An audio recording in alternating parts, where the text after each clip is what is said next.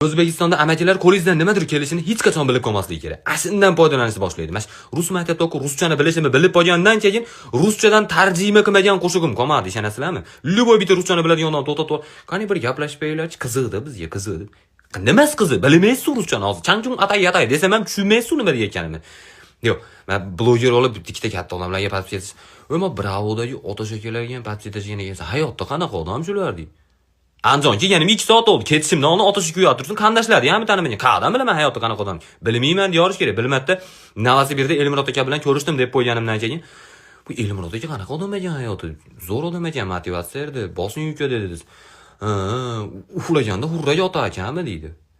Nima? Men allatib uxlatib ko'ribman, kirib teryotib uxlatib qo'yibman. Yo sizlar birinchi marta ko'rishgan odamlarga sizlarga motivatsiya uka bosim zo'r deb tursa, aka uxlaganda hurra yotasizmi yo Ali bayramda qanaqa harib bo'lgansiz? Ashaqa savol berasizlarmi sizlar birinchi marta ko'rishgan